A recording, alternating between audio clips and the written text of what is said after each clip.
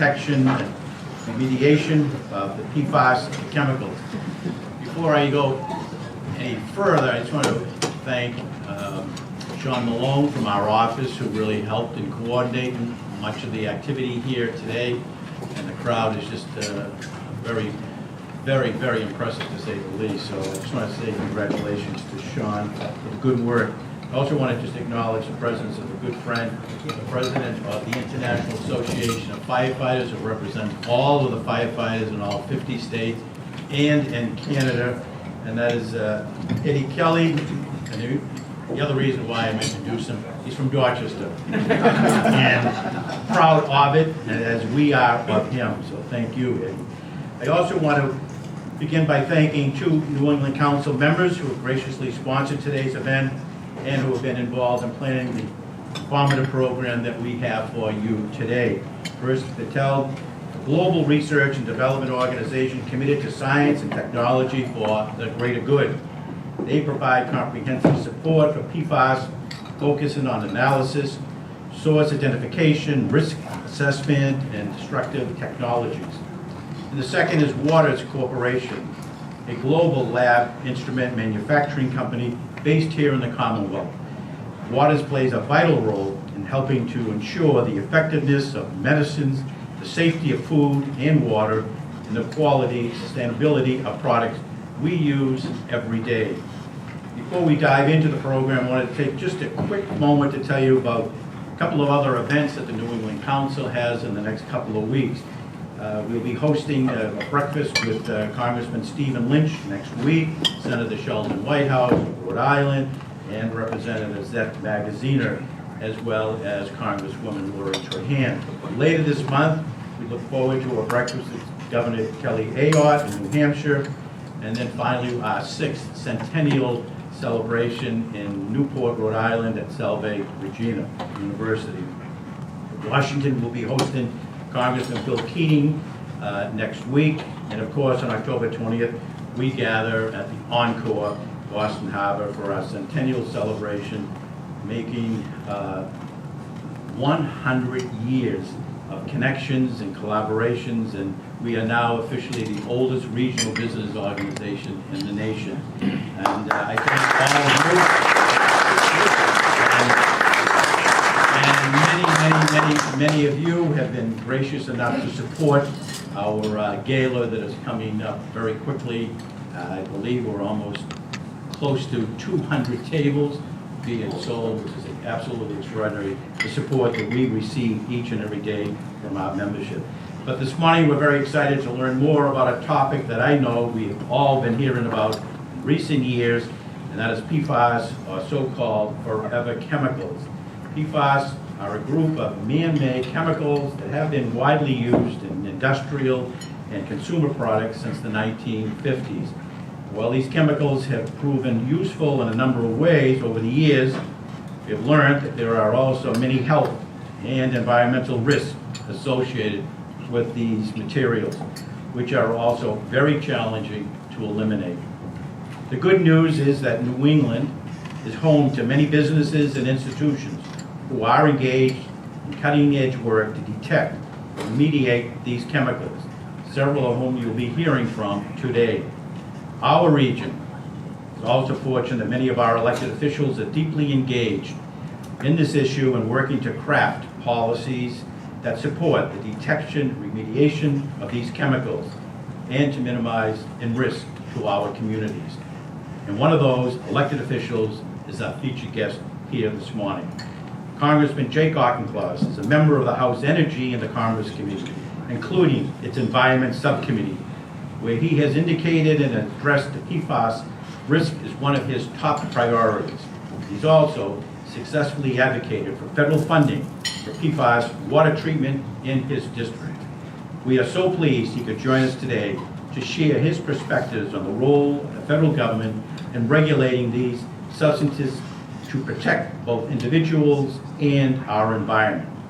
Instead of a traditional speech, the Congressman is instead joining us for a fireside chat today, and to moderate the conversation, I'm pleased to introduce Jeff Rose, the Vice President of Government Affairs and Public Policy for Patel's Applied Science and Technology Organization. Jeff is responsible for the development and the execution of outreach, advocacy, strategy before the United States Congress, federal agencies, and elected officials. He previously served as New Hampshire's Commissioner of the Department of Resources and Economic Development and in Government Relations at Defense Contractor BAE. One quick housekeeping note before I hand it over to our good friend Jeff. You'll see on the table a QR code that you can scan. It'll bring you to the agenda for today's program, as well as the bios for all of our speakers. So with that, I thank you again for joining us this morning. I'm going to invite Jeff and the Congressman to take their seats and begin the discussion.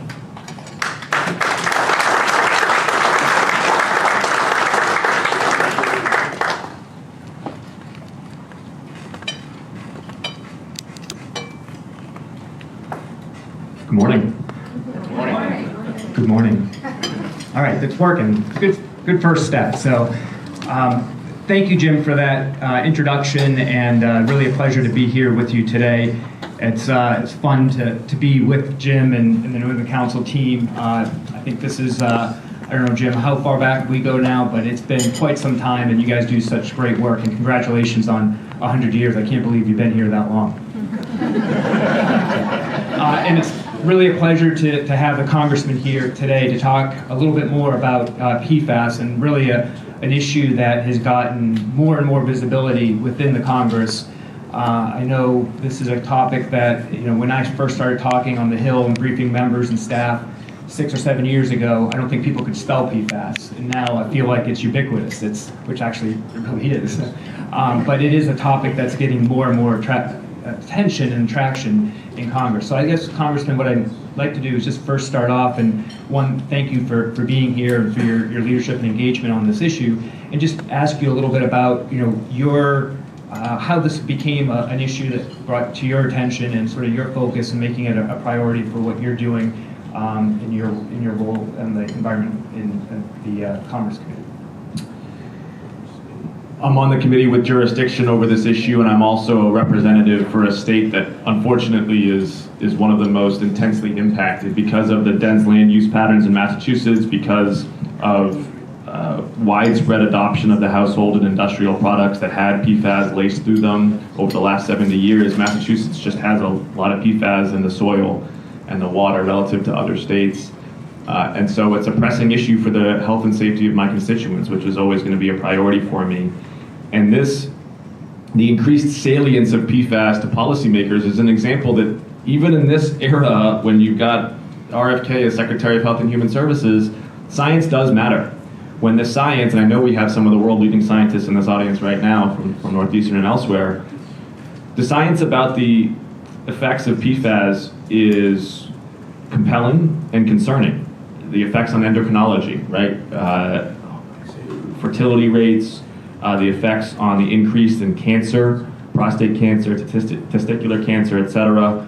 And this is not academic. This is affecting people in real time. And of course, we've got the firefighters here. The firefighters are really, unfortunately, I think at the frontier of why PFAS matters to everyday Americans. The firefighter gear, the firefighter foam. None of it done maliciously when it was first installed, because PFAS is a very effective chemical, right? And PFAS works. Oil resistance, stain resistance, firefighting efficacy. It's a very effective chemical, just happens to also be very bad for human environmental health. And so we don't just owe it to our firefighters, we owe it to Americans to remediate this issue aggressively. And I'm going to be on the tip of the spear at that at the federal level. Yeah, no, you referenced the role that PFAS has played in our society, and it is something that is continues to be in commerce today, and something that is provides some critical functions in fields such as healthcare and national security and manufacturing. I'm curious as your approach on how to balance the benefits of the properties of PFAS while protecting public health and the different exposures that we have. Fortunately, I don't have to come up with new ideas about this, because we actually have a template that's pretty effective, which was the Montreal Protocol of the 1980s. the world grappled with an issue that was analogous to this, with the ozone depleting chemicals emitted from refrigerants. And it was an example of global public health and environmental health, where we came together, and it was industry and the public sector collaboratively created a framework that basically had different categories of necessity. Critical, I think it was critical, essential, and non-essential. And it ratcheted up over time, the degree, the barrier to be considered critical or essential. And it worked. I mean, it worked. We got rid of them. And we got to do something similar, because right now, we are targeting PFAS at the hardest possible place of the PFAS cycle, which is when it is most diffused in the point of municipal water supplies. That is the hardest point to catch it. You're trying to get down to the 6 parts per trillion. You can go after it there and have to do an immense amount of filtration, or you can just go to the semiconductor plant or the carpeting manufacturer, where they have literally just like buckets of PFAS, and say, don't put it in. Don't do that, because you have a barrel of PFAS right there that's about to get diffused into an ocean's worth of water. Better, much more effective to get it at the point upstream than it is to get it at a diffused point downstream. And on this point, we're just nowhere. And with this Congress, we're not going to get somewhere. I've tried. But at the state level, I do think you're going to start to see more point of manufacturing restrictions on PFAS use. And you're going to start to see some industry try to get on the right side of history on this issue as well. Some of those six initial PFAS, you're starting to see it phased out already. There's 300 other categories of PFAS and PFOA. I'd like to see industry move more aggressively there, but it's going to take, obviously, the stick of public policy. Yeah, you referenced the fact that the states oftentimes have been leading from the front on this particular issue.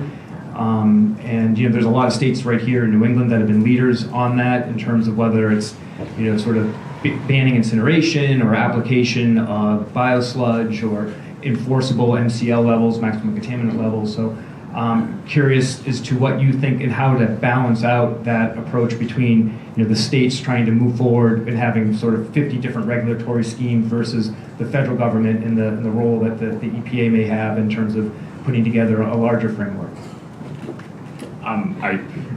Let this be a theme for years to come. Federalism is a good thing.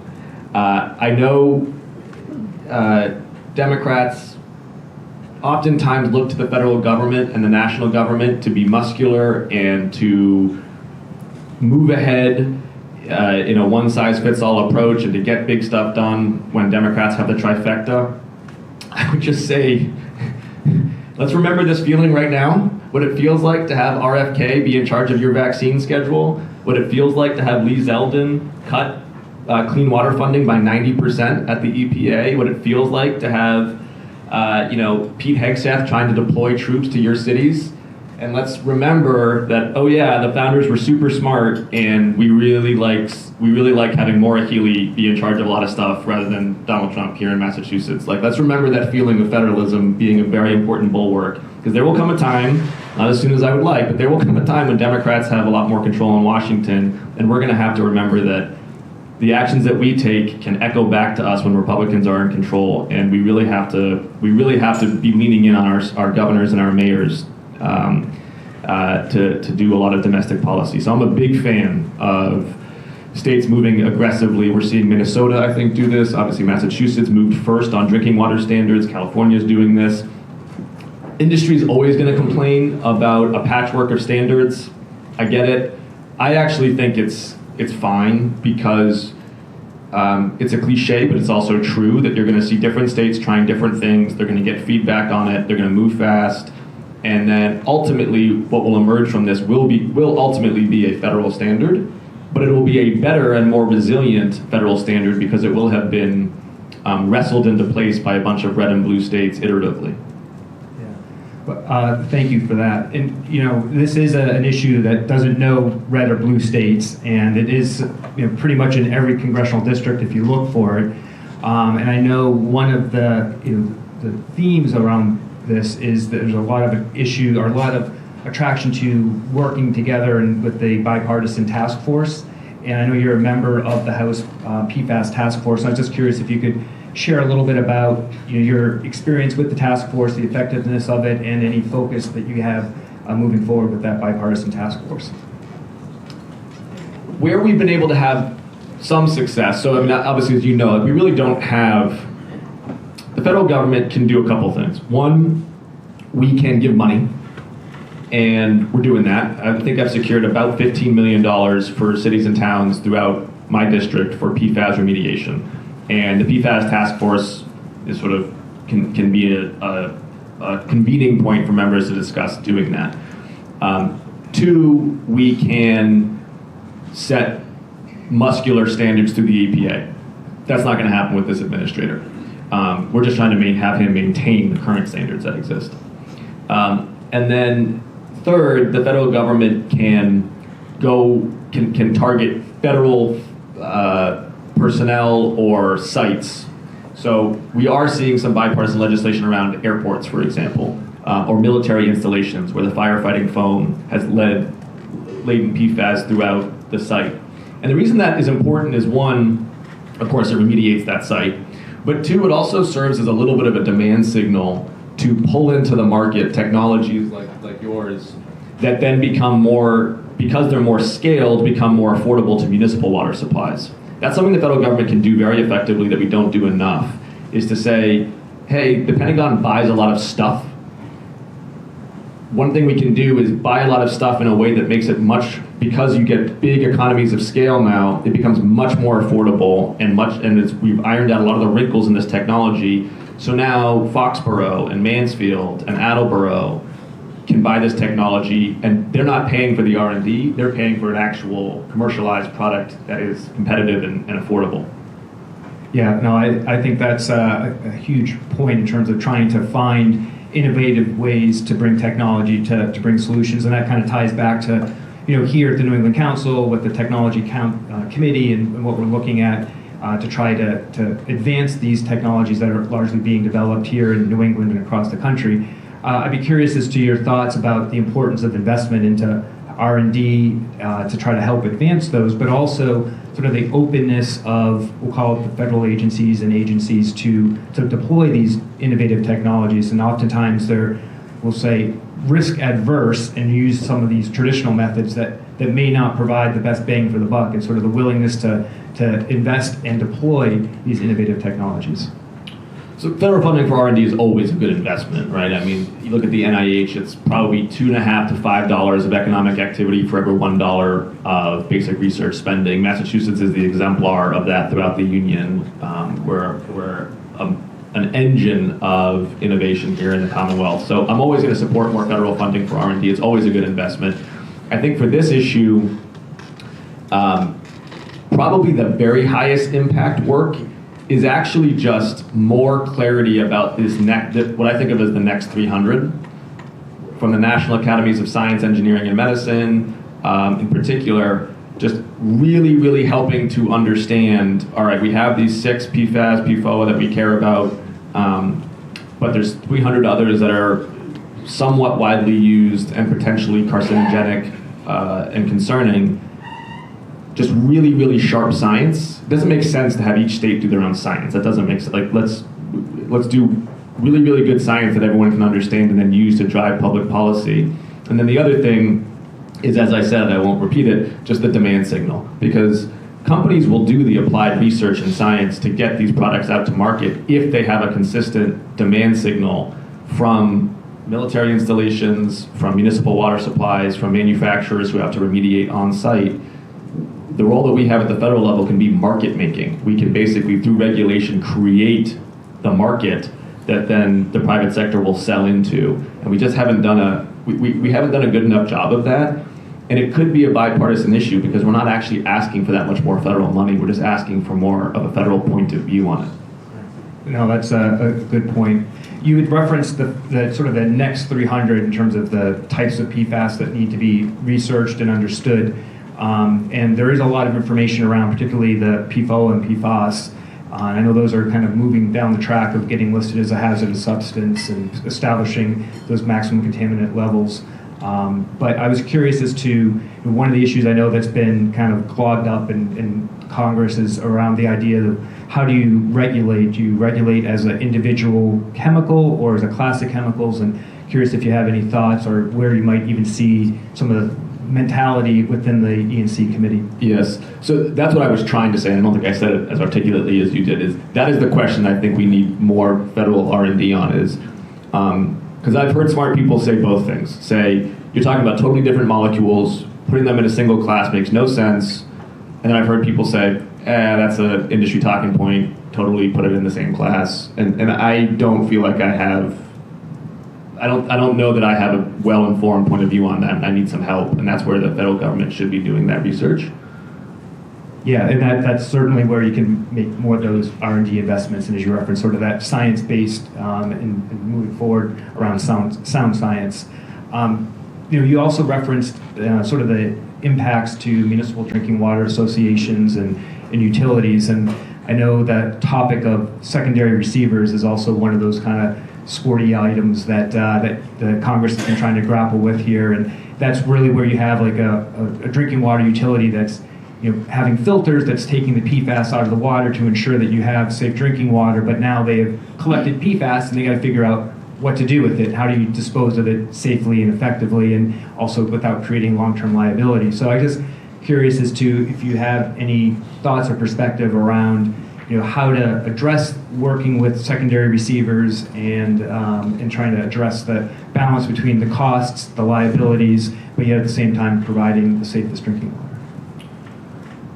I think you're going to know this better than I. What my understanding is the secondary receivers can use electrochemical oxidation, other tools, when it's that concentrated, zapping the PFAS, which is a scientific term, but is not, it's technically feasible. It's doable, and I'm sure that there's economies of scale and scope that would make it more affordable. But I think the science and technology exists to do that. Where I'm interacting with this problem mostly is dealing with the directors of the public works in the 35 cities and towns I work with, and their challenge they have is it's multiple. One is of course money. It's just very expensive to do this.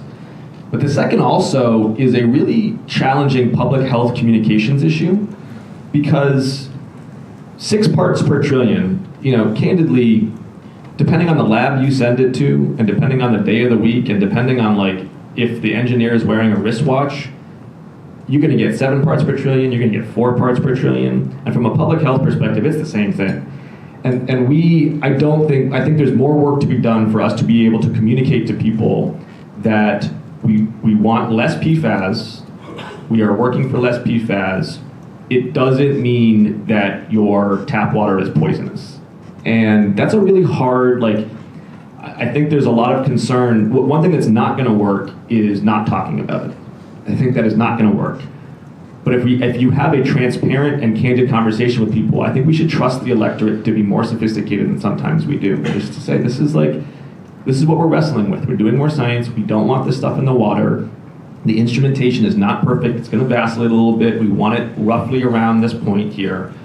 And one piece of technology that I think would help with that conversation is better inline real-time monitoring in a very rigorous way. Because the thing I hear over and over again is a municipality will test the water, they'll send it out, get results back, and it's a very snapshot in time, relatively imprecise measurement, when what they really want is real-time inline monitoring and be able to see where it's vacillating around.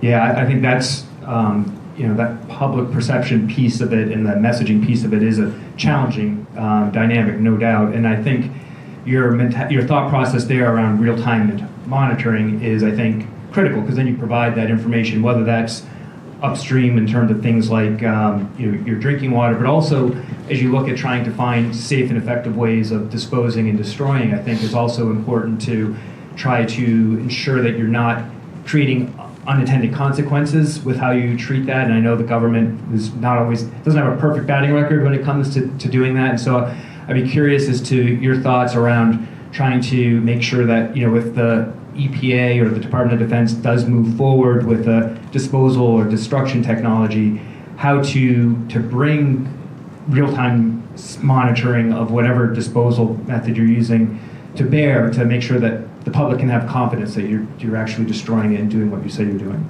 Yeah, as opposed to telling a bunch of farmers in Maine to spread Yeah, exactly. PFAS-laden soil on their farmlands.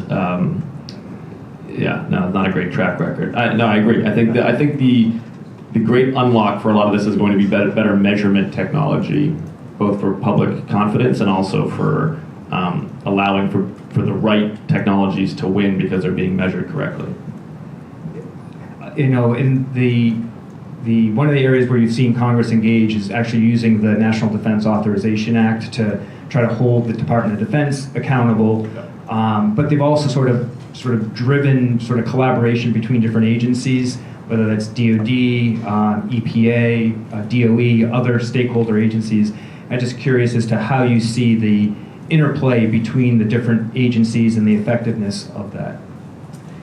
I don't know that I can speak that cogently to that question just because I'm not on those committees. The prime areas have been military installations and airports, just because that's where we have the most jurisdiction. How well DOT and the Pentagon are interacting on that, I don't know the answer to that. What I know is that the EPA, which I do have jurisdiction over, is, and I've met with the EPA officials on this issue, they're very industry friendly. And we're going to ask one or two more questions here and then turn it over to the audience. So start thinking about your questions, and I'll call on people to raise their hands in just a moment. But I did want to talk a little bit more about sort of that EPA role that you have on the Energy and Commerce Committee and on the Environment Subcommittee, which is a fantastic committee to make a difference. And just to get a sense of where do you see things going on the committee, and do you see a path forward for any bipartisan solutions to addressing a pretty complex issue? I think that, so the committee will in the next term or two take up the reauthorization for TSCA, for the Toxic Substances Control Act, and that is an opportunity to embed PFAS in the federal view of toxic substances. And in my perfect world, that would mean that we would be doing a Montreal Protocol-like federal phase-out. I think that is that's going to be a hard thing to do. Even if Democrats take back the House next term, I think that's going to be very challenging to get that through the Senate. But what we could do is just a better job of basically creating the standards that states could then draw on, right? Again, it's the R&D and the science-based, evidence-based standards about the 300. It is our own a voluntary framework that states could adopt. Things like that, things that basically become a catalog of evidence and templates that states can pull, I think could get bipartisan support. Something that has national teeth behind it, very hard to do. I'll be happy to take questions from the audience. And so first hand over here. Sure. If you don't mind just stating your name and the organization you're with. Hi, Congressman, former Rep. Hank Naughton. I'm now a partner with the Napoli Law Firm. We're among the lead counsel on behalf of water utility plaintiffs in the class action against the 18 original makers of PFAS. Been very successful in one of the largest water pollution settlements in the history of the country in this. But under the Biden administration, within the last 2 years, PFAS before was classified as under CERCLA as a toxic substance, maybe tying into your argument about the Toxic Substances Act. That will allow a potential another revenue stream on behalf of water utilities around the country if they were to bring suit against local PRPs, potentially responsible parties, in local federal district court. So, and as you said, money's the issue. Where are they going to get the money to clean this stuff up? Never mind what they're going to do with the remains of it afterwards. But we've been hearing rumblings lately that Lee Zeldin, who we thought would be a PFAS warrior because of the impact on his district when he was in Congress, is not so much. And they're talking about rolling that back. Realizing the tough spot you're in right now without being in the majority, what can we do? I mean, this is potential money for water utilities among, I think I represent about 20 in your district, that could go after this revenue stream. Are we going to have to wait until the Democrats take Congress back next year? I would not count on Lee Zeldin being a PFAS warrior, and you're right that the congressional, when he was a member of Congress, and when he came to my committee, I raised this with him. I said, "Thanks for your work on PFAS as a representative from New York." He then went ahead and cut by 90% the funds for the state's clean water revolving funds. So, like so many people in the administration, it's not that Zeldin's like a bad guy. He's just scared. They're just all scared of the dear leader. And so they're not going to do anything. And what Trump has been very clear about is that despite this marriage between MAGA and Maha and Maha's supposed focus on environmental well-being, I mean, it's just very, very typical old school GOP courting of industry. And if you just look at what the administrator's top person, who I've met with, and is a intelligent man, but built his career lobbying for the chemical industry, is now really writing these policies at the EPA. So you are not going to see EPA policy that's going to open the door to litigation against the industry. I just don't see it. And I've led an effort in Congress, or I've helped lead an effort in Congress to push back on that and say you got to include it in CERCLA, you got to keep it there. But I don't think you're going to see that. And I also think you're going to see companies pretty aggressively use the Texas two-step, right? They're going to try to get themselves distanced from a different liability holding shell company that can sort of collapse. And it's challenging to figure out how to prevent at the federal level Texas from becoming a sort of a sanctuary state for PFAS emitters. Yes. Hi, thank you. My name is Sandy Hennequin. I'm with Liberty Utilities. We actually serve gas customers in Fall River and our constituent. But I'm here actually in our capacity as a water and wastewater provider in 6 states outside of Massachusetts. Obviously, PFAS is a big area of focus for us. And last April, I guess 2024, there were the 2 EPA final rules. One, the 5 PFAS chemicals that were different standards. But the one that I wanted to chat about for a minute is the one that designated 2 PFAS substances as hazardous substances. So it would then fall under CERCLA and the Superfund liability. Yeah. And as passive receivers, this is something that we have concern about because we don't profit, we don't control PFAS. Obviously, we're going to clean it up, but our customers are liable for this. And it felt like EPA recognized that. They said, I think their words were discretionary enforcement authority.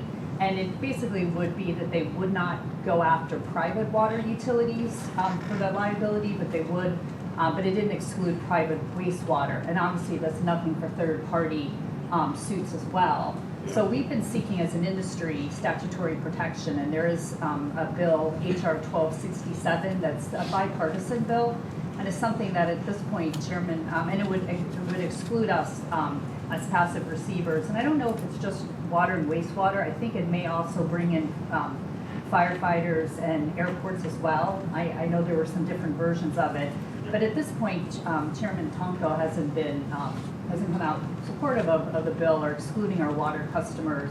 And I guess my question to you is just to comment on, your thought on the bill, if it's something that's reached your desk yet, and if you have any thoughts about it.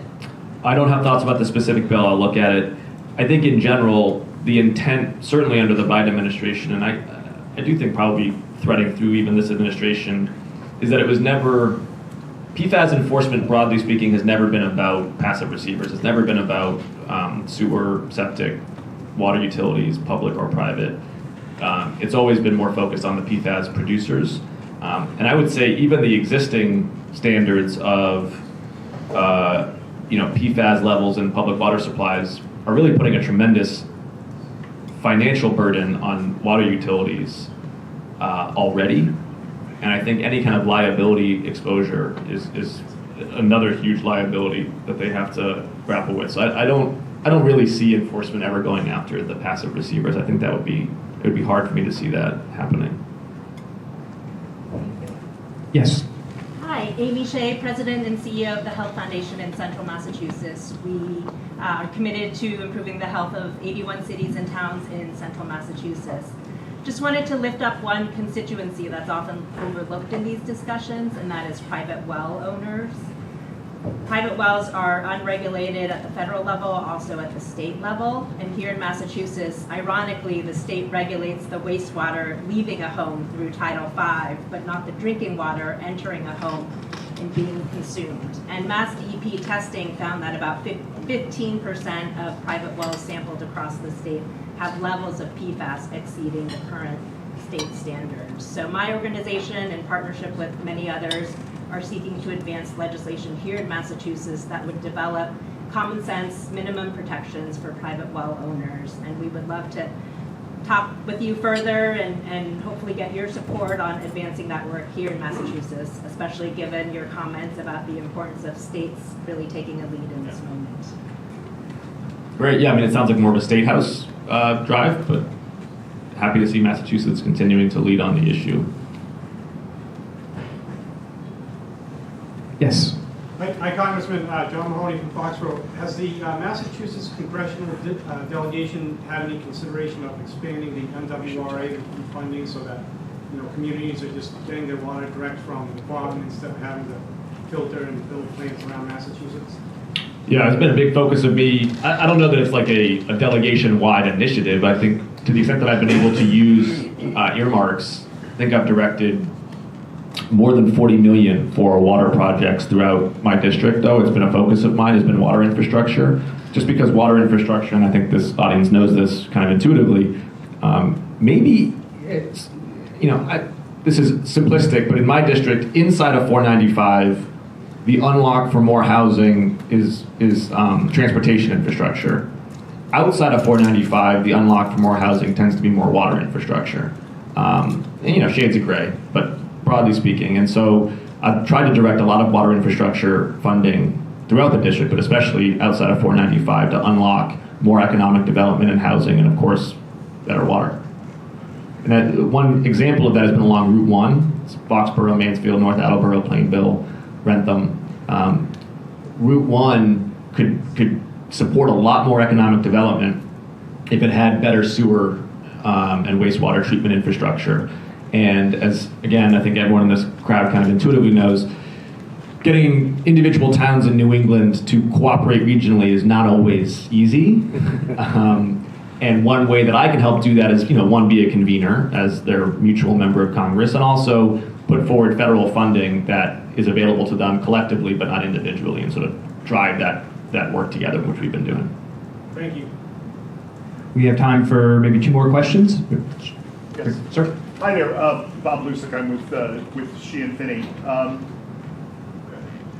You talked about a lot about the overlapping jurisdictions, and we've had a number of questions about that. And there's Superfund, and there's the Clean Water Act, and Clean Air Act, and you were talking about TSCA. So if you were to, and this is going to be a long-term, obviously, a long-term project. So if you were to draft the PFAS section of Project 2029, of what the ideal thing, how would you seek to sort of join up all of these overlapping jurisdictions to better address the issues? Because some deal with groundwater and soil, some surface water. You have all of these overlapping jurisdictions. Is there something that you have in mind that would be the ideal way for us to have some sort of an overarching regulation? Because this is in many ways a unique type of project that doesn't fit nicely with all of the other types of cleanups that we're doing. I mean, I want to hear your answer to that, frankly. I'll give you a point of view, and I'll maintain the right to change my mind a little bit. But the point of view would be, probably I would want to use TSCA for Montreal Protocol style point of production restrictions at the federal level, right? So semiconductor manufacturers, biopharmaceutical manufacturers, carpet or household good manufacturers at a federal level, pretty significantly muscular Montreal Protocol style point of production restrictions. And then I would probably try to do some kind of block grant program to the states for point of mitigation and remediation, air, water, soil, et cetera, where the federal government would be, as I said, like a catalog of good ideas and best practices and science, but we would devolve onto the states the actual regulations and processes for working with utilities and other and municipalities for how they want to monitor and do environmental and public health. I think that is the thing that gets you, one, the votes, and probably is also the right balance of federalism there. I think it's fine if Massachusetts and Montana want to do things a little differently in terms of soil and water and how they work with their municipalities and how they work with the public. But it ultimately, I think the point of production stuff probably should be a federal standard. Yes, over here. Ed Kelly with the International Association of Firefighters. Mr. Representative, I just wanted to thank you for your co-sponsorship on the PFAS Alternative Act, which is our legislation to develop next generation PPE that is totally chemical-free, harmful chemical-free. And we know that you're working very hard on our behalf down there. Thank you very much. I appreciate it. And last question, one more. All right, I think we've got it. So, Congressman, thank you very much for your time today. Please join me in thanking the Congressman for his time and contributions.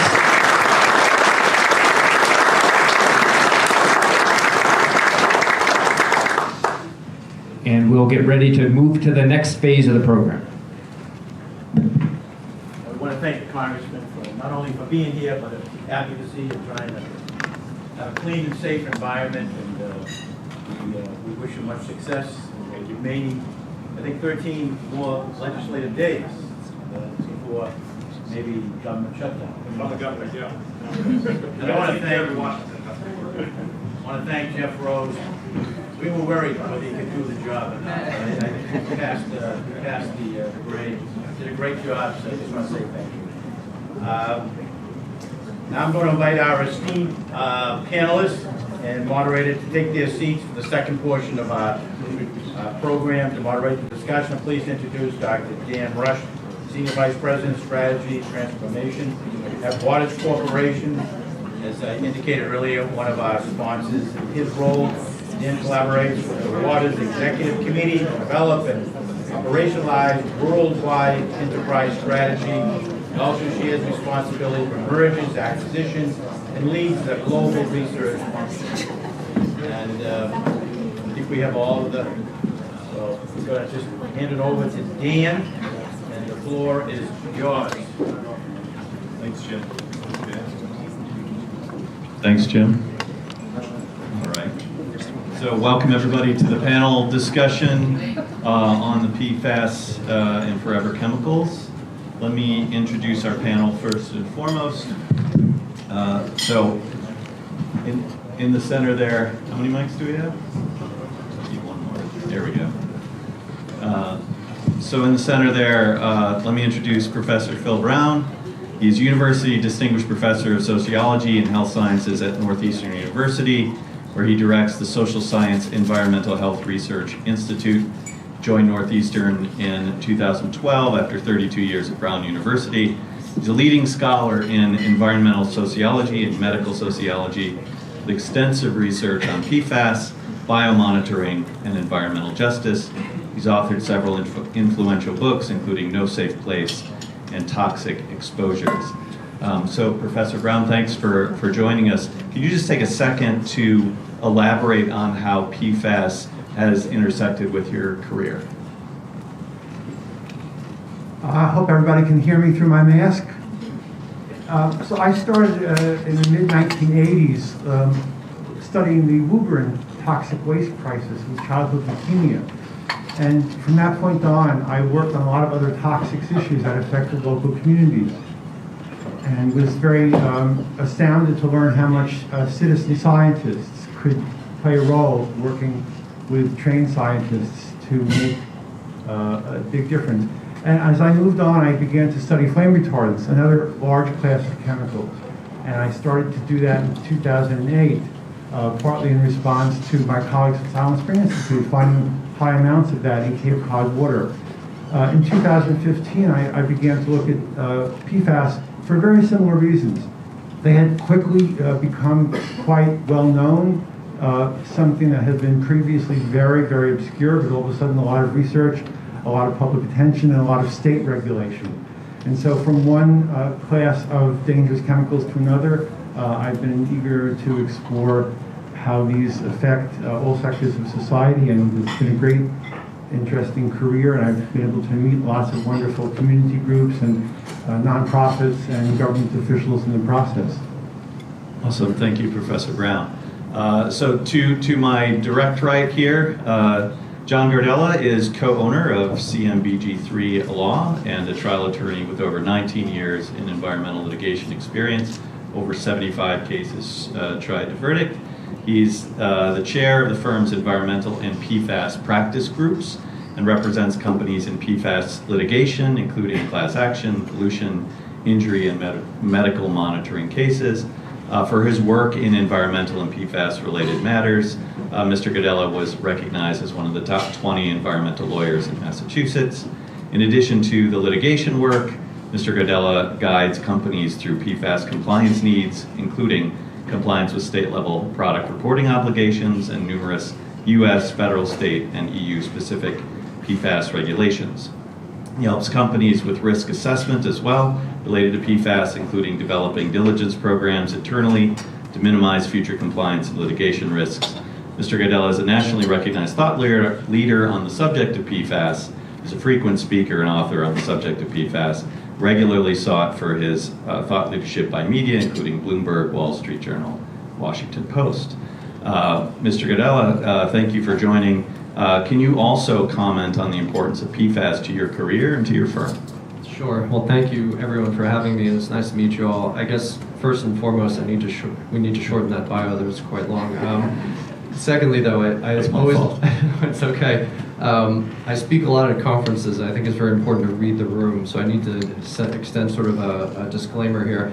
I do not represent any PFAS manufacturers, so I want to make it very clear that my perspective today will be on companies that have historically, whether knowingly or not, used PFAS or in some way had it filter through their industrial stream and are now sort of having the effects of that play out on a regulatory scale and also, or a compliance scale, and also litigation. You know, just to answer, to answer your question, which I didn't really do. You know, I started as an environmental attorney, which used to mean a lot. PFAS didn't even come on my radar until about 6-7 years ago. I think really with everyone, especially as attorneys, I know there was another one here a second ago, when DuPont settled their West Virginia case for about $1 billion, that caught everyone's attention. And today, PFAS is about 99% of my practice, so there's certainly enough of the litigation and whatnot going around to keep me and my firm busy. Excellent. Thank you very much. And finally, to my far right, Dr. Jonathan Patali is an environmental health scientist specializing in solutions-based research, health risk assessment, and risk communication. With over a decade of experience spanning government, academia, and consulting, John's currently a human health risk assessor at Battelle. In addition to his role, he's an instructor in environmental health at St. Anselm College, as well as public health chair for the New Hampshire Waste Management Council, where he applies his expertise for local communities and ecosystems. So welcome, Dr. Patali. Again, maybe a few words on how PFAS impacts your career and how it shapes your perspective for this panel. Sure, thank you. And okay, there we're at the right volume. So yeah, my PFAS adventure started back in 2018 when I accepted a job as the state toxicologist for New Hampshire. And on day one, they informed me, you're working on PFAS, you have 2 months to propose an MCL, and we're going to a public meeting tonight in the most impacted community. So a lot of my perspective is informed from coming from that regulatory side, but also trying to understand, you have community stakeholders, you have manufacturers, you have municipalities. How are all these different entities looking at what these risk assessments, regulations, new criteria mean? How do you communicate that? But also, what does rolling these out into communities actually look like functionally? And where do we meet those feasibility challenges? And that's part of the reason that over a year ago, I switched over to joining Battelle, because I wanted to explore more of those opportunities of seeing where can we apply new technologies or existing methods to meet some of those feasibility challenges and get us to the goals that we want. Excellent. Thank you, Dr. Patali. And as Jim mentioned, so I'm Dan Rush, your moderator for today. I'm trained as an organic chemist, and I lead strategy and global research for waters. PFAS is actually important to me in two ways. Career-wise, as I think Jim said, Waters makes instruments that allow scientists to study and measure PFAS. But secondly, I live in Hopkinton, Massachusetts, where some of you may know our town well number 3 actually turns out to be contaminated with PFAS. So like many of you, both professional and personal reasons to be interested in the topic today. Okay. So before we go into the societal and environmental impacts, we want to take a minute to ground ourselves in some of the science and a little bit of the history related to PFAS. So again, just so we all sort of start on the same page. So I think Jim mentioned, right, PFAS were discovered in 1938, right? The first one, polytetrafluoroethylene, which most people know as Teflon. During the 40s and 50s then, DuPont commercialized this. Around the same time, 3M developed their version, perfluorooctane sulfonate, or PFOS, that's you may recognize in products like Scotchgard if you're from the 80s.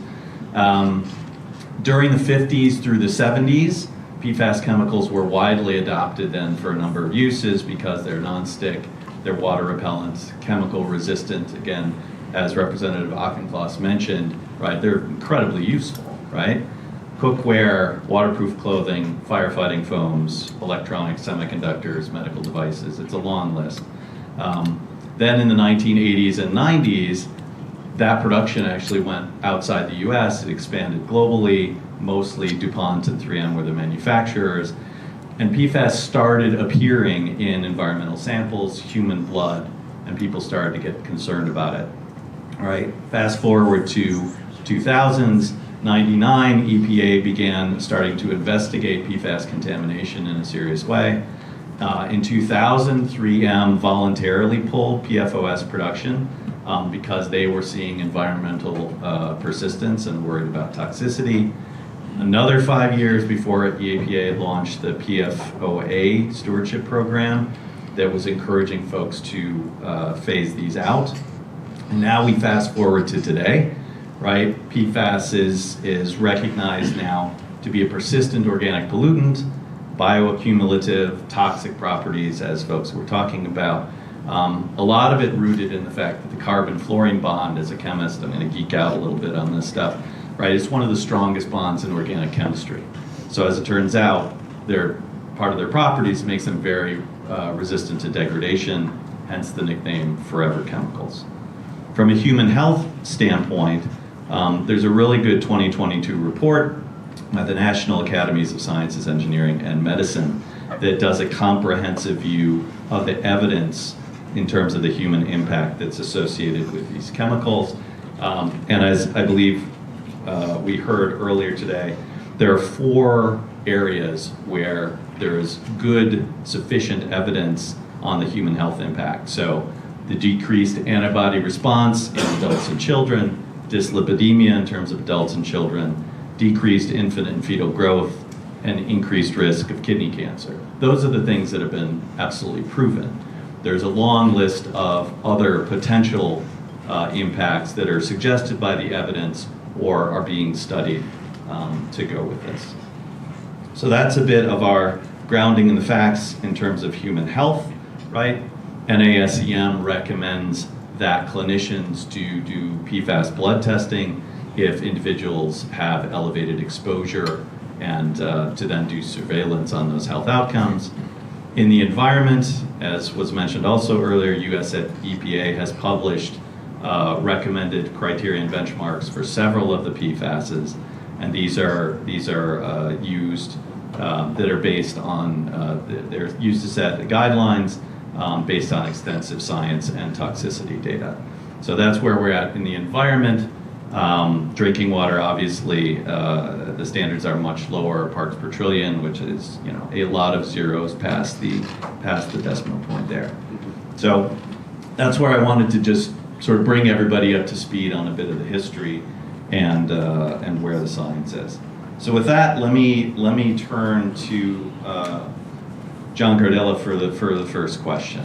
So PFAS, we know, are still used in several industries for critical uses where we don't have substitutes today. Can you talk a little bit about what some of those are and why PFAS is sort of uniquely suited to those applications? Sure. Well, the why is, it's been focused on a bit today. You just mentioned some of the application uses and benefits. Thermal stability, heat resistance, that type of thing is incredibly important to many industries that are out there.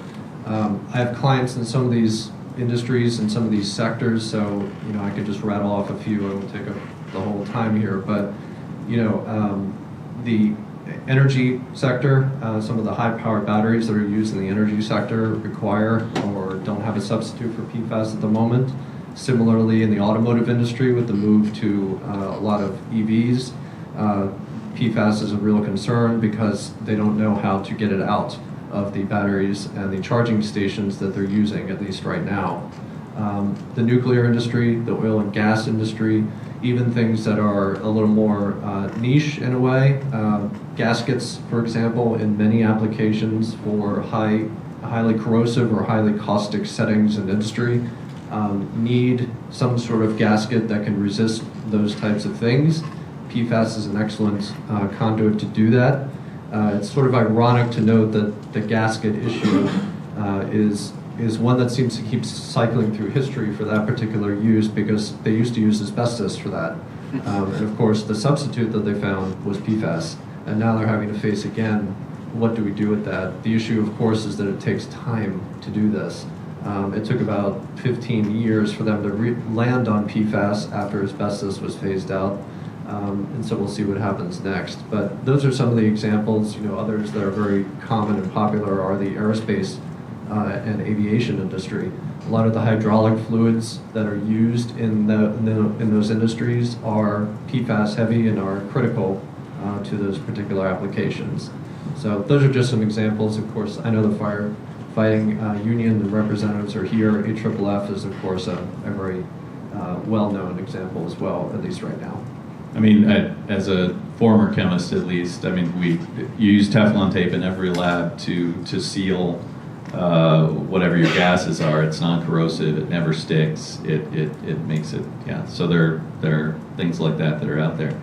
Let me move to Dr. Catali actually and ask, what do we understand about PFAS now in the broader environment in terms of where it's gone, et cetera? Yeah, so in the broader environment, I think back in the day when we all went to these early PFAS conferences, it was PFAS is absolutely ubiquitous. It is in everything. We're rearranging chairs on the Titanic. I think though, as we've learned a little bit more, and as we've seen a lot of these really broad investigations, not just nationally but globally, we're getting a better understanding of their occurrence. If you want to sort of get a sense of how we think about occurrence and how regulators and risk assessors approach these and prioritize things, just think of 3 key words: exposure, analytics, feasibility. Is there potential for exposure? Can we actually measure it in this media? And what's the feasibility to do anything about that? And if you ask those 3 questions, that's why we started on drinking water. There was high potential for exposure when you have PFAS in drinking water. We can analyze for PFAS at very low levels in drinking water. And we do have technology that can work on drinking water. Now, when you broaden that out to mixed sources of groundwater, you start getting a little bit fuzzier on feasibility, because what if there's other contaminants, what if there's other geological conditions that challenge that, but there's still exposure concerns. When we get out to things like surface water bodies, lakes, rivers, streams, oceans, if I hear another paper about seafoam spray, I'm going to scream. But when we get out to some of these topics, that's where we start really getting the challenge of how good are the analytics for what's out there. We do have methods that are coming up to date that can keep up with those, but how do you go about treating those in those settings? And then we also think about things like soils. We have some pretty good analytical methods for those now. We do have concern about exposure potential, not just directly interacting with soils at site. So for those of you that are managing properties that maybe have history of PFAS use, you're starting to think about this. But also for things like agricultural pathways, movement through food webs, not just things that we eat, things that other things eat that we might eat somewhere down the road. So when we started thinking about the 3 concepts of what's the potential for exposure, can we measure it, and what's the feasibility of treatment, PFAS is really unique because we're saying it does occur in a lot of different media. It's not just a single media problem. We're not just dealing with lead in drinking water. We're not just dealing with a specific vapor intrusion gas at a site. We're really having to go out and think about all these different complex fate and transport issues with all the different structures of PFAS, because it is a diverse family and they do behave differently in the environment. Thank you. And you know, even thinking about the challenges of measurement when you can measurement, I've seen some of these live. I mean, we're talking about such trace amounts. Sometimes you have to be shipping gallons of water to a central, I mean, it sounds sort of trivial, but when you're trying to do testing and it takes gallons of water to be shipped to the site to then concentrate down to do the test, it is incredibly expensive because you're shipping very heavy, you know, samples across, you know, distances to measure. So there are a lot of problems that are yet to be solved in terms of this. So thank you for that. So maybe we pivot from a little bit of our, you know, sort of establishing the fact base into some of the context and societal impact questions. So look, we know that PFAS represents a significant environmental and health concern. We've talked about that. At the same time, as John was saying, they're indispensable in certain industries. But let's focus on the human and environmental impact. So, Professor Brown, if I could pivot to you, you study PFAS in a multidisciplinary way. Can you talk a little bit about how PFAS is impacting communities and how this catalyzing community advocacy, how this is catalyzing community advocacy for regional and national actions? Well, I mentioned before that I got my start in the mid-'80s in Woburn, and the situation there was that the residents who were affected, whose kids had leukemia, were the ones who noticed it. And they were the first major group after Love Canal, which really launched the whole modern environmental movement. So what I've always seen as a sociologist is the impact of local residents who are affected calling to our attention what's going on. Now, you probably know that the DuPont case in Parkersburg, West Virginia, really launched our concern about PFAS and led to the largest environmental epidemiology study ever, led to a huge fine, and also was very important because it really launched all the science that we know. Well, the people who really discovered that problem were the Tennant family, and they had a farm on which all of the waste was being dumped by DuPont, and all their cattle died. And they brought this to the attention of DuPont and to the rest of the world. And so that's a situation which I think is very common, that the residents are the ones who really make a difference. They do it, you know, with the help sometimes of government and often with scientists and often with larger nonprofits. Take, for example, if we think in our local area of New England, at Pease Trade Port up in Portsmouth, New Hampshire, the families there who had their kids in daycare centers where there was a high amount of PFAS on this trade port that used to be an Air Force base, they're the ones who really pushed for remediation. They're the ones who pushed the state for blood testing. And when the state was very supportive and did blood testing, they said, we need more of it, and the state did more of it. If you look at a place like North Carolina, the activists there concerned with Chemours, which is a DuPont spin-off, dumping Gen X, which is the biggest PFOA substitute, into the Cape Fear River and contaminating approximately a third to a fourth of the entire state's population with it. They're so creative that they went to the United Nations Special Rapporteur on Human Rights and got them to make a report about this. Activists have been testifying in legislatures all over. We heard about the National Academy's report. Well, that panel was a really great panel because they appointed many community-affected members as advisors, and also many scientists. I was privileged to be on that as well. And those folks testified at several town hall meetings across the country, and their voices are in that report. It's a very thick, wonderful report you can get for free online. And they really made a big difference in changing the direction of that panel, which initially was not going to support widespread blood testing or widespread medical monitoring. But as a result of community involvement, they did that. Likewise, in New Hampshire, you heard John talk about promulgating standards. The original standards were quite high, and a lot of the residents said, you know, these are too high. Let's look around and see what's happening. And the state regulators learned from Minnesota about lower levels being more appropriate because of some toxicological evidence, and that worked also. So wherever you see the activists, I see them all the time. I see them affecting legislation here. The Sear-Hogan bill, which is now being discussed in the State House, and the agriculture bill around sludge. The interagency task force in Massachusetts, that was the progenitor of all of that work. Our legislators really brought the community representatives to be a big part of that study. When the DEP was promulgating its maximum contaminant levels here, they held hearings across the state, and they really went out of their way to give residents a voice, and they extended their meeting time for more of it. We've talked about the firefighters a bit. The firefighters have been amazing here, and that started with flame retardants when they understood how dangerous they were. They took a lot of that same activism and moved it into PFAS. And I had the privilege of working with the Nantucket PFAS Action Committee, formed by spouses of firefighters. And they were so important in this in many ways, fighting for better protective gear, trying to change the standards of the National Fire Protection Association so that the firefighting gear did not have PFAS in it. And those folks said, you know, we need to talk to the local hospital about PFAS. And the more we talked about it, we developed a presentation for the hospital. They said, you know, all this work, let's make this national. And we developed out of that a continuing medical education course, which is the only one in the country that's a very complete PFAS continuing medical education course. Again, this is something that activists started. So I think whenever we look at the situation, we want to look at seeing how affected residents, whether it's a community at a local level or a community across the country, that they really play a big role. One of the things that I've been really impressed by looking into some of this is where the advocacy and the science has come together. The advocacy has spurned additional investigations to put the actual hard science behind some of these. I think in many ways that's the most powerful combination of things to enact change, right? Which in this environment is saying something. Maybe pivot to you, John Gardella.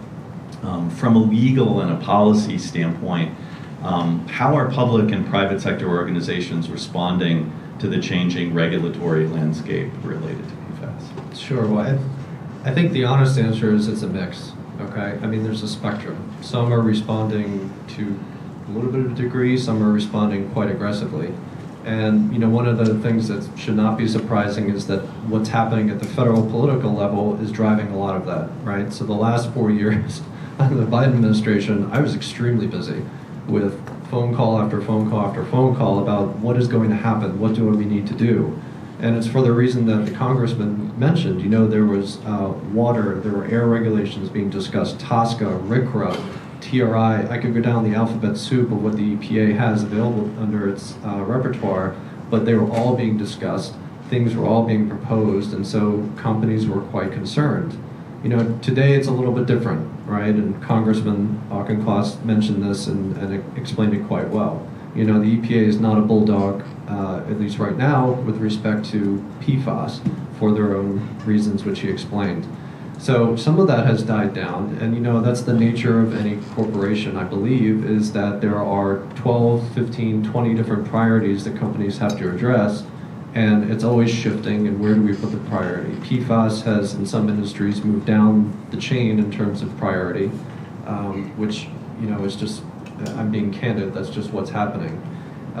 But in terms of how they're responding, for the ones that are, to whatever degree, there are two basic ways that they're looking at this. One is the regulatory issue, which really boils down to following what's going on.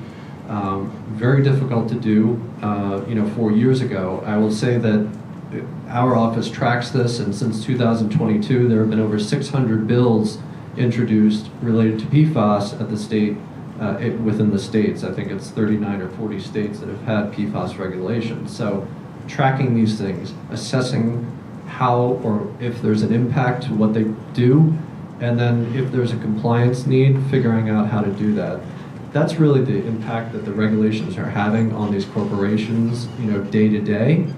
But the one thing that I always talk about, and most of my conference speaking is on this because I am a litigator, and I know there's another litigator in the room as well, is the litigation impact that this is having on companies. And again, I don't represent PFAS manufacturers. So when I talk about litigation, I'm talking about companies that were either intentionally or knowingly or not using PFAS to some degree.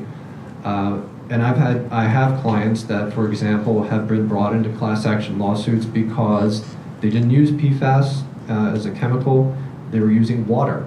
And the water they were drawing on was contaminated with PFAS. They had no idea that this was happening, so naturally when they were either using it in their production cycle or putting the effluent back out into the environment, there was PFAS involved.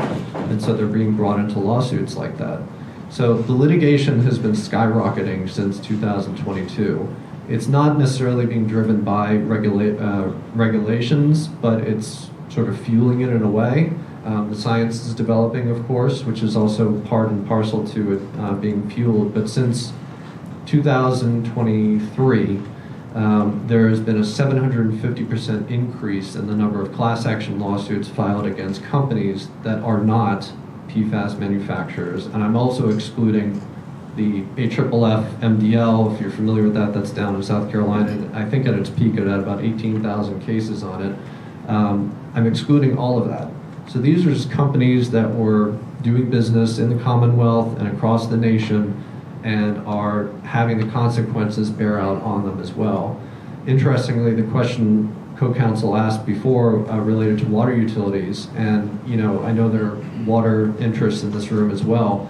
The litigation is starting to play out against them as well. Just down the road in Connecticut, there's a lawsuit pending against two water utilities, class action lawsuit, and the basic thrust is, well, you knew what PFAS were several years ago, and whether it was funding or not, you didn't do anything or you didn't do enough to get the PFAS out, and now we're affected by that, so you should pay us damages. So I think the natural result is exactly what my co-counsel alluded to before.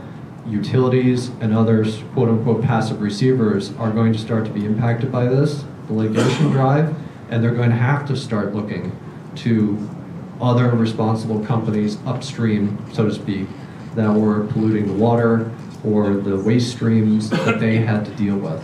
In my view, my personal opinion only, there's no other way for them to deal with this and get the funding they need other than that.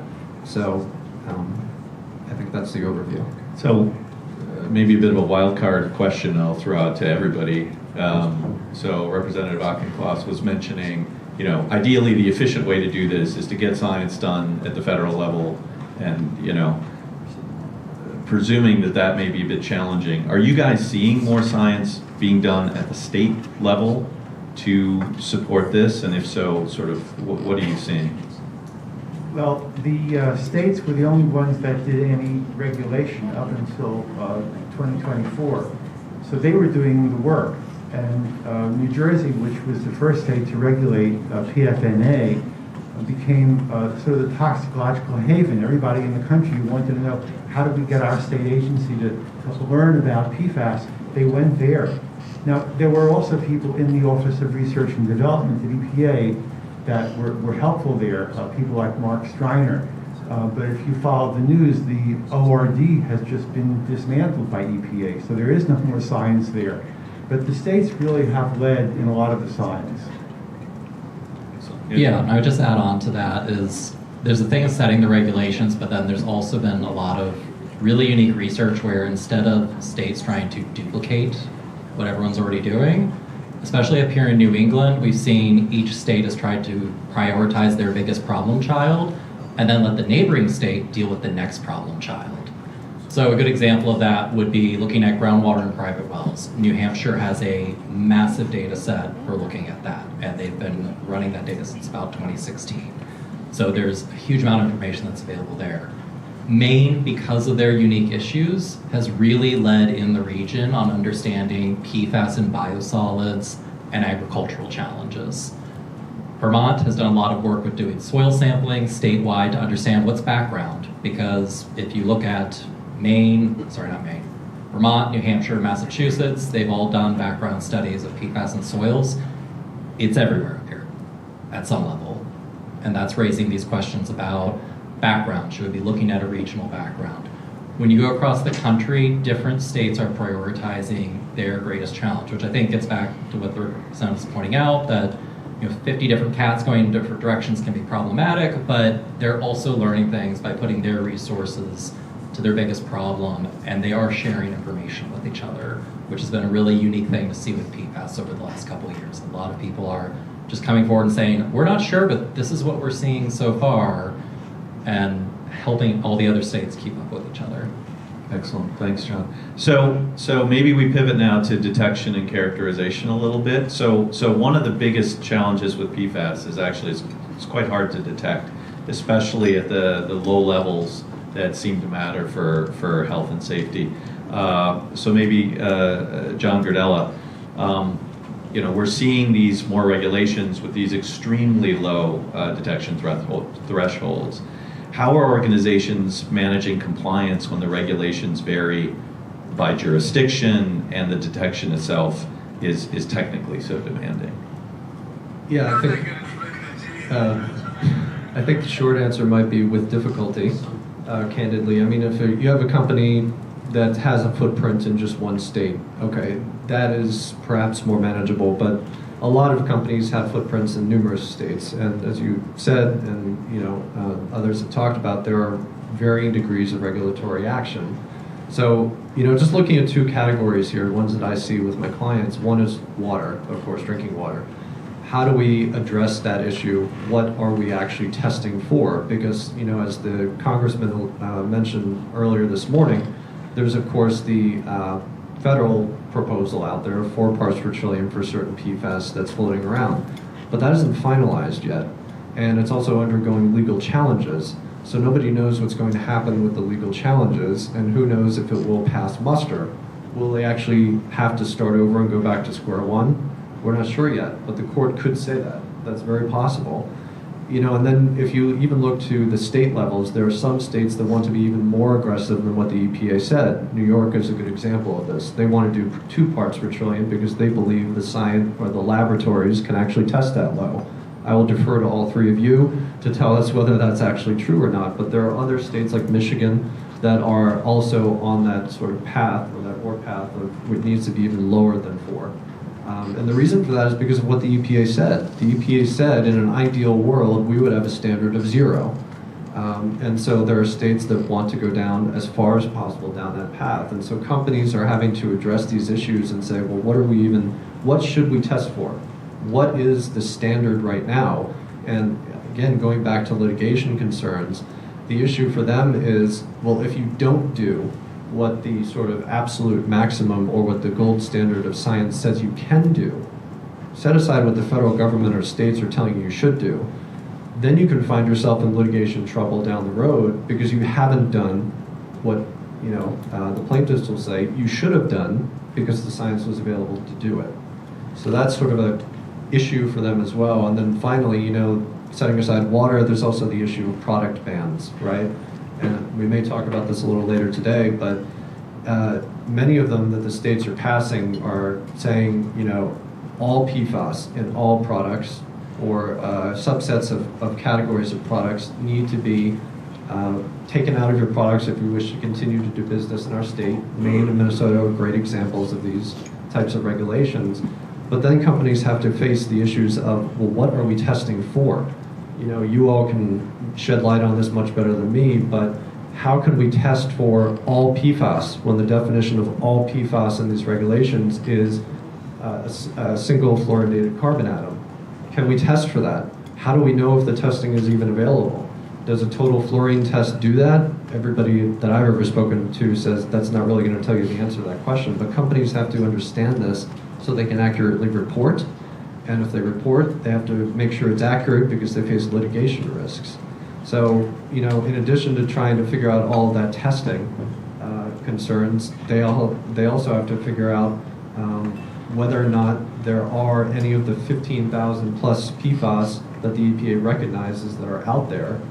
And, again, I will rely on all 3 of you to talk about this, but my understanding is that there's no test available that will tell you whether you have all 15,000 or not in your products or your stream. So it's very challenging. And what companies are increasingly have to do is try to rely on their supply chain to get them this information, which increases cost, manpower, hours taken to do this kind of thing, and there's an unrecognized cost to companies to do compliance for these types of things. Yeah, maybe to answer your question, you guys should weigh in as well. I mean, we're talking about stuff that's at pretty close to the limits of what we can do with the science, as low as some of these are going. So, John, maybe you're in your experience, maybe you can talk a little bit about what you've learned about quantifying PFAS and exposures, as well as ability to detect at the limits we're talking about. Yeah, so getting back to that three-legged stool I was talking about earlier, exposure, analytics, feasibility. So when we're trying to look at exposure, actually one of the things that's still a sticking point with some of the science around PFAS is setting aside the associations to health impacts. So setting aside qualitatively which health impacts are associated with PFAS. Our understanding of how much PFAS outside of your body becomes X amount of PFAS inside your body. We have some estimation models for that. These have all been used for setting regulations, standards, but there's gray areas to that. And that's one of the things that it would be great if we had more science on that, but chasing that down for every PFAS is going to be challenging, if not impractical. We're just going to run into a feasibility issue. That's also the piece that we're understanding detection limits, what we're actually looking at, and how reliable our chemistry results are. So using an example from some of my past work, there was a coastal site that was being evaluated for PFAS in shellfish, and they sent it to a generic lab. There's no lab here that was part of that, so no one here's on the hook. But the lab results came back of essentially non-detect for all but one PFAS, and that one PFAS was at nonsensically high levels, and the lab swore it was there. Information hit the local newspaper, local advocates were demanding all shellfish companies be closed. There was pushback then from the industry saying, we don't want to support any of these initiatives, so everyone's at each other's throat. We had it sent to a secondary lab to look at it, and turns out there's a fatty acid in shellfish that if you use a cheap bass lab, they're going to come back and tell you that fatty acid. To use the professional term. Yes. So it's just, you're like, oh, you're killing us. And the problem is once that was out there, you had this issue of distrust from the community because it was for some reason easier to believe that we would lie that it was an interferent, even though now there's a published paper about it, then it was an interferent because the first lab just sent the results through an automated system instead of looking at the peaks and the results and saying, oh, we're looking at a weird matrix from a weird product that we don't look at all the time. Maybe we should do a little bit more QA/QC because this one PFAS showed up in hundreds to thousands of parts per billion in clam tissues, which just made absolutely no sense to anyone that's done this kind of work. But that's one of the things that we run into, and that's one of the pieces of like getting back to your point of how confident are you in the results, because even putting out a false result or a problematic result the first time around, you're going to have a trust issue, whether it's with clients or with it's something that gets out into the broader public. And that raises a lot of understandable concerns from various industries that have seen that and have said, what value is there for us to take that risk and do the sampling and get ahead of this if we're going to be punished when this information gets out?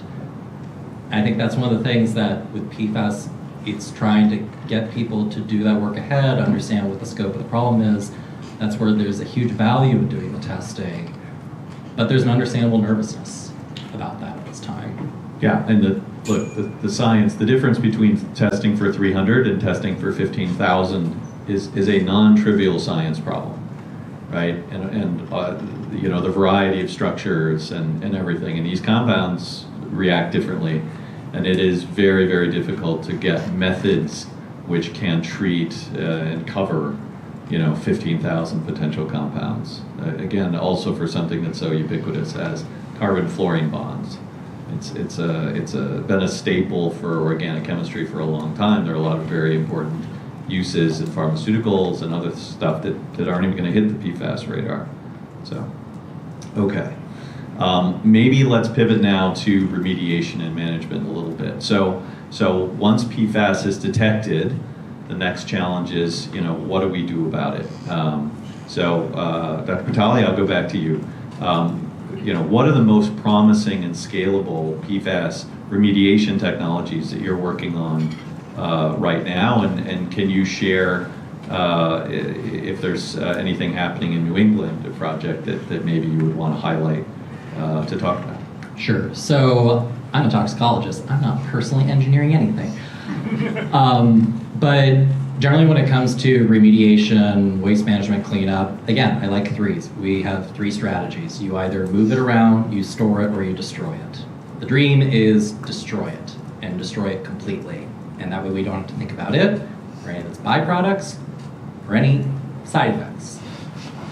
So right now in New England, the primary treatment activities that we see going on that are close to remediation are essentially going to be treatment at your drinking water facilities where they are filtering it out and essentially moving it somewhere else. So whether that is landfills or treatment facilities here within New England, or the sort of classic thing that we do nationally is let's just keep moving it around the country until it's in a state we're not worried about.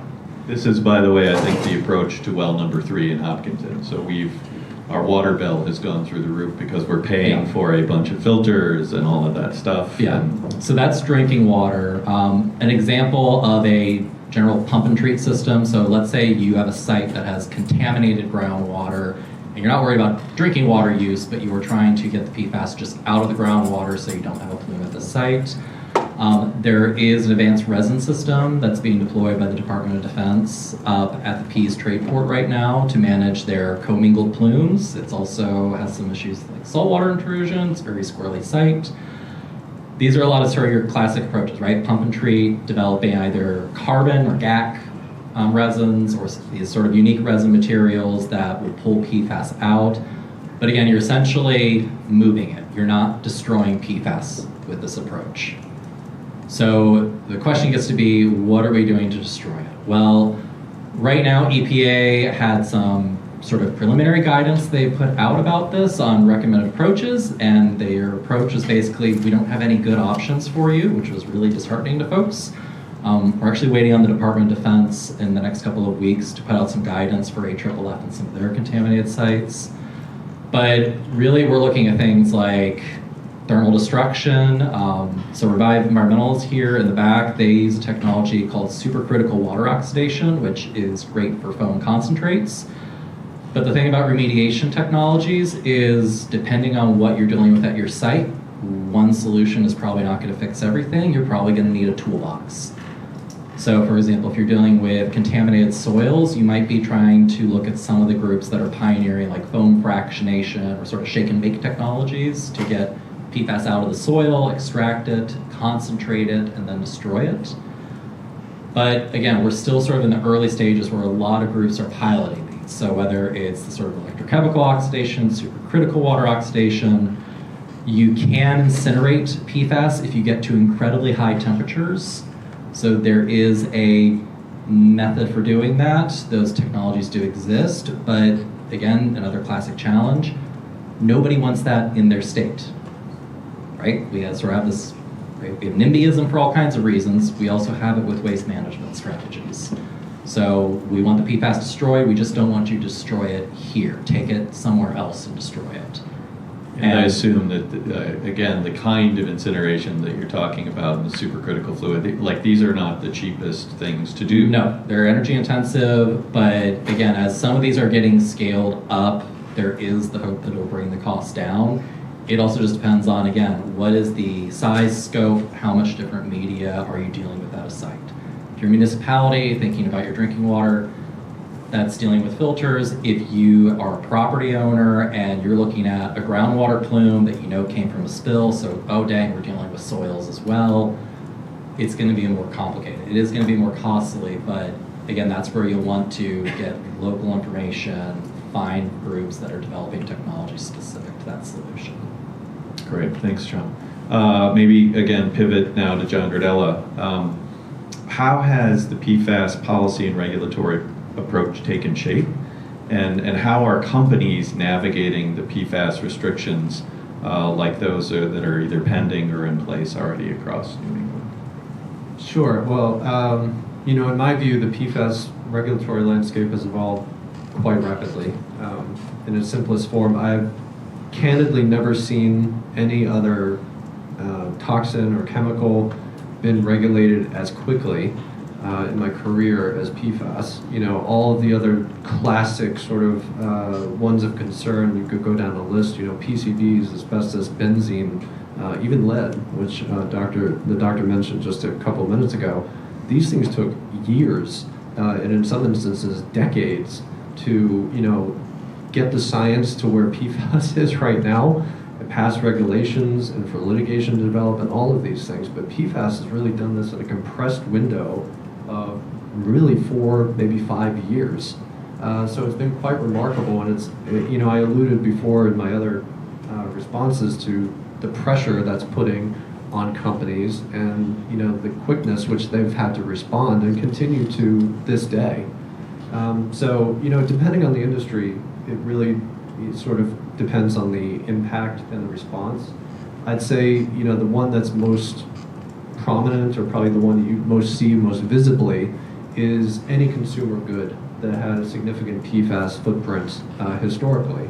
And these are the companies that have had to, or have had sort of like not peer pressure, but citizen pressure as PFAS. Because these are the types of things that can get companies into legal trouble for, false advertising or marketing things in a fraudulent way. And there are plenty of lawsuits about that very issue that are pending. So it's been difficult, but the consumer products industry has been the one that has been, in my view, the one that has most publicly or visibly had to adapt and change. And I'll just give a quick story. I was in Palo Alto, California last spring, and I was going to a conference in the evening to speak about PFAS. I went for a quick run because Palo Alto is quite beautiful actually, and I happened to pass by a recreational sports equipment store. And on their window face, for their spring line of rain-proof gear, it said, rain is not the problem, PFAS are. We are PFAS free. And it just struck me that this wasn't just in the fine print or on the product itself. This was the window of the store that this company felt it was such an important thing based on citizen or customer demand to show that kind of forward-facing statement, I guess, that they put it on the window of their store. And I just found that remarkable, and I've seen other examples of that as well. Thank you. Maybe now a question for Dr. Brown. So through your research on PFAS and its impact on New England communities, what insights have emerged that could help guide collaborative, science-based approaches to PFAS management? I'll give you a couple of examples of that. Municipal water levels, both in air and Hyannis. Citizens were very involved in these, but they had very sympathetic town officials, both in the water department and throughout the rest of the town government. And they said even before there are any federal MCLs, even before there are state MCLs, we are going to look at the federal EPA guidelines. They were looking at the 2016 guidelines of combined 70 parts per trillion combined of PFOA and or PFOS. And they said, we don't want to be above that. They didn't have to do anything, but they went and they did it. And some of that involved filtration, some of that involved mixing from different wells, but they took it very seriously, and they were very transparent with all the residents. And this made a very big difference. This is the kind of model that we need. They did in air, for instance, they did some bench testing of reverse osmosis versus granular activated carbon, GAC, to see what was more feasible, what was the cost benefit of doing one or the other, what could they afford. And they really brought the citizens group there into those discussions.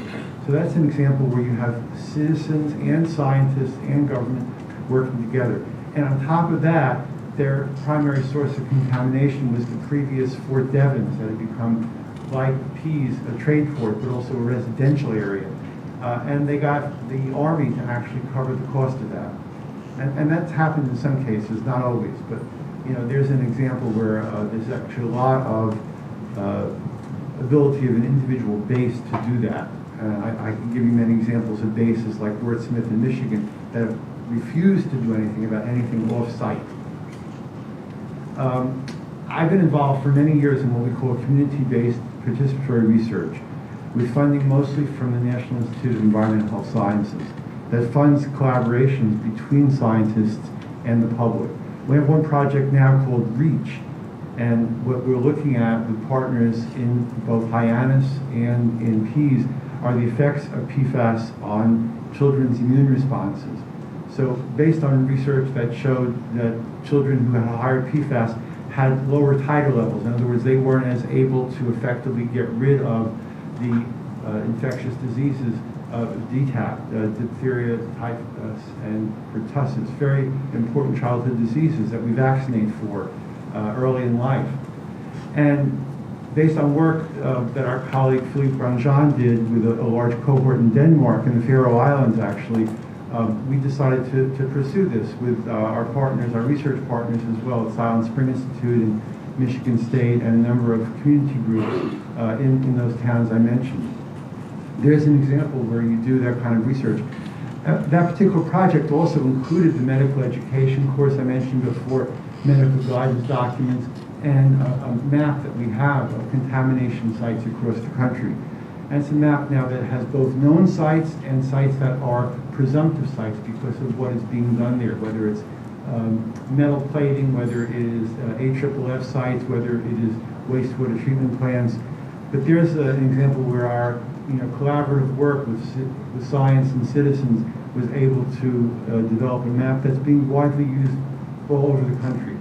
Is there a secret sauce to that? So of the ones that you have seen that work really well, is there something that the community groups are doing to get the science, to bring those two groups together, that you've seen approaches that are more successful than others to bring those two groups together? Because they don't always come together. Well, particularly when there are university researchers nearby who are doing that kind of work. For instance, I mentioned North Carolina before.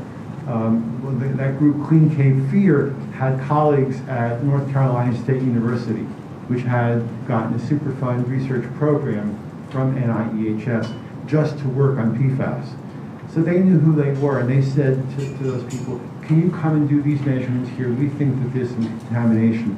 Or in some cases, people said, we think that this aerosolization, that there is actually PFAS in the air that nobody's ever been thinking of. They've only been measuring soil and water. Can we look at the air? And so the scientists were responsive there. Here in Massachusetts, those of us in Northeastern, the folks at Silent Spring Institute, the other Superfund research program that does PFAS work at URI, it also involves Harvard scientists. So those folks are known for doing this kind of work, and when residents need help, when firefighters want to get their gear tested, they go to someone like Graham Peasley. Here's a scientist who everybody knows works on this kind of work. And if they have these kind of collaborations, they continue, and some of those have been going on for many years. So having those resources, and also having state officials who are willing to work on the science and listen to, I mentioned before the example of New Hampshire, where they promulgated regulations that were too high, and that they reduced those. That was based on a combination of citizen input and of looking at the work of other states. I think what we also, I mentioned the interagency task force.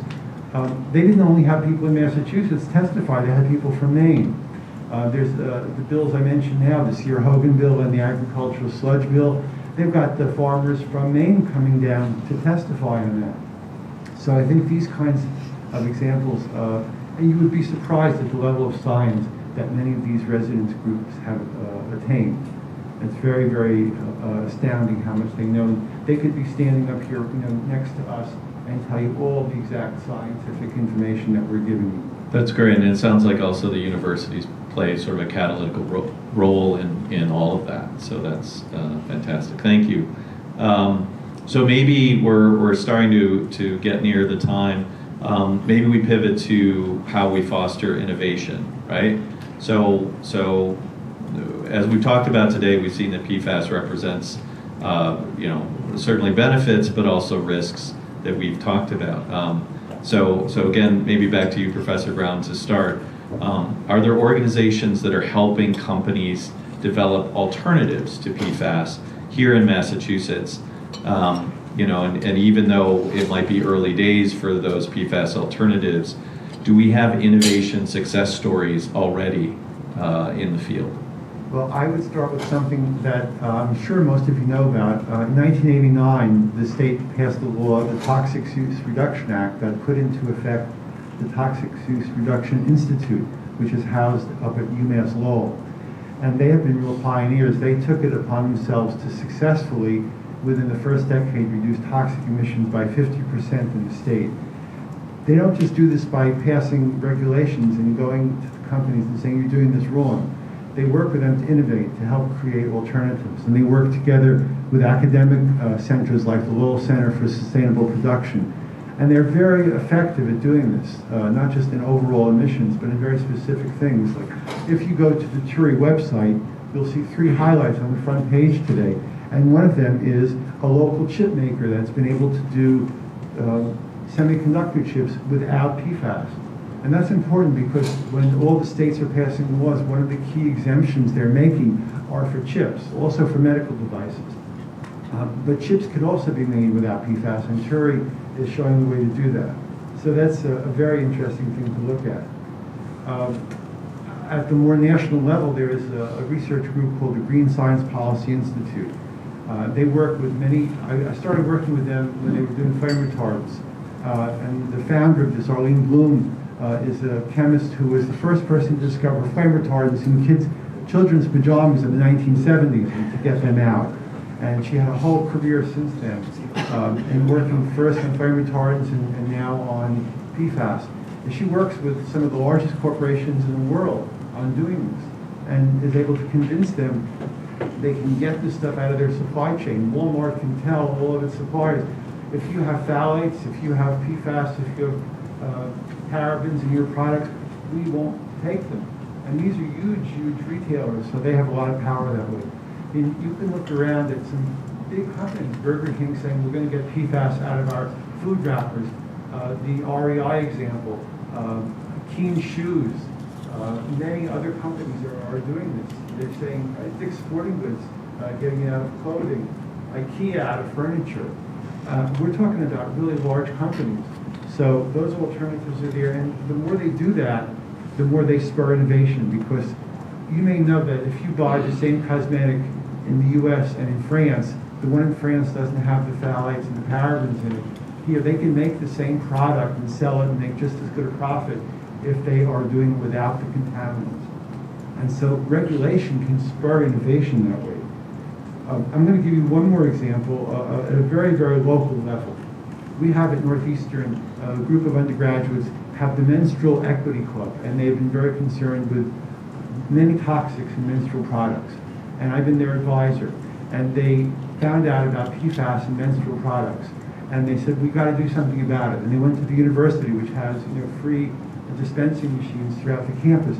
And they got them. They said, as soon as we get rid of the current supply, we will only buy the PFAS-free products. So there's something that everybody can do at a very local level as well as a national level to innovate and to remediate. So I'm always very impressed by the many different things we can do.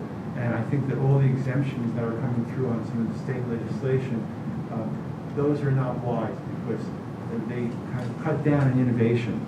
We've got fluorine-free phones. I mean, we talked about the National Defense Authorization Act saying the DoD has to go fluorine-free.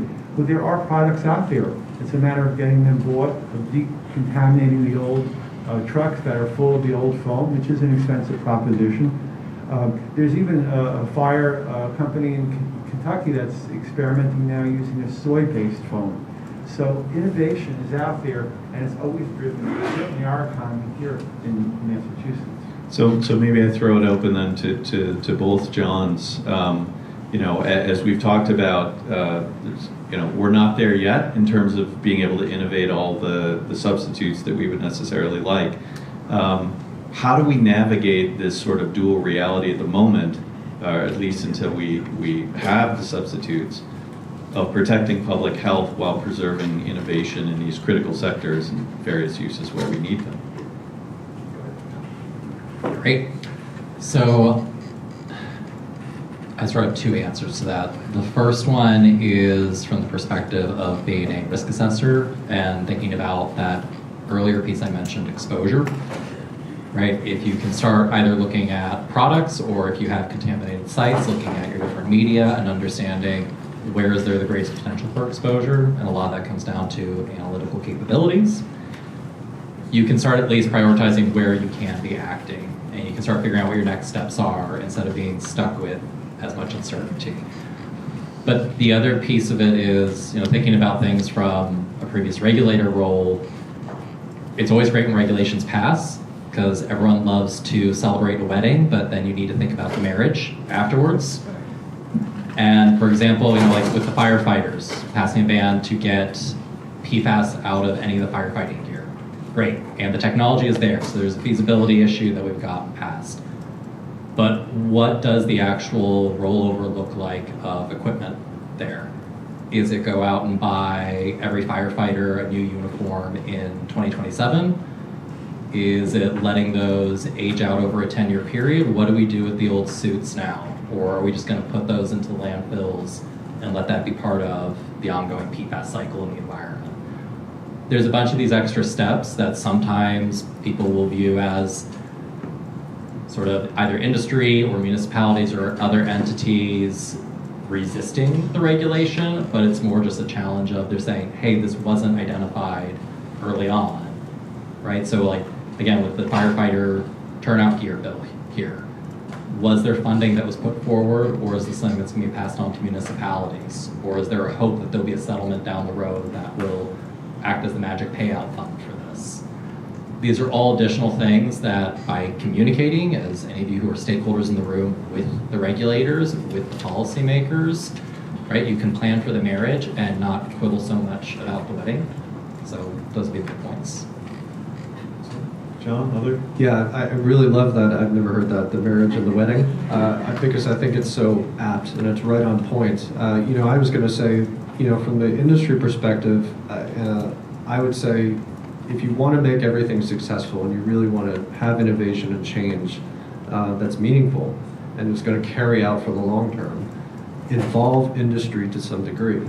The industry is being impacted. I don't mean the PFAS manufacturers necessarily, I mean the others, the ones that are using them to some degree. Before we throw rotten tomatoes, the reason is because of the reasons both of the doctors mentioned here. You mentioned Turi, that's a great example of this playing out into effect. The Congressman mentioned the Montreal Protocol, and that had an industry component where all stakeholders sat down and talked about what can we do, how will this actually be feasible playing out for decades to come, and what can we all live with? And it's basic human nature to want to have a say in something that's going to impact you. I have 2 8-year-olds, I see this play out every single day. If you tell them what to do, they're going to resist. If you involve them or make them think you are involving them in the decision-making process, they will listen, they will maybe not win every time, but they will accept the ultimate results better, and they will do what you need them to do ultimately. I think that's true whether you're 8 or 58 or 80, it doesn't matter, or a company or just an individual. That's basically what I would say, and I think that, you mentioned the AFFF or the firefighting foam industry and this marriage, or the wedding and the marriage analogy. Again, I think that's wonderful.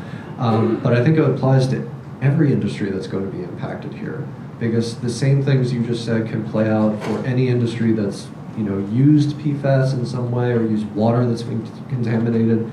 Their equipment is contaminated. How do we solve for that after you pass a ban on PFAS coming out of my products? All right, so I magically got PFAS out of all my incoming supply chain. What do I do with this $100 million industrial facility that for 20 years has been using PFAS or it's been in the system? How do I get over the hurdle of cleaning that, paying for it? Are you telling me to build a new facility at another cost of $200 million? These are questions that the industry should have a voice at the table for And I think it's through that collaborative type of environment where true innovation and change with respect to PFAS can happen. Thank you. So with analogies to weddings and 8-year-old children, I think that's a great place to sort of bring this to a close. And hopefully no divorces. Yeah, well, contentious topic, no doubt. But thank the panelists for a good discussion. I appreciate it.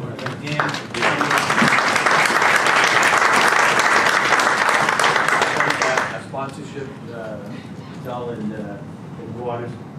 Obviously, we want to thank the panelists for particularly sharing your expertise and knowledge. And,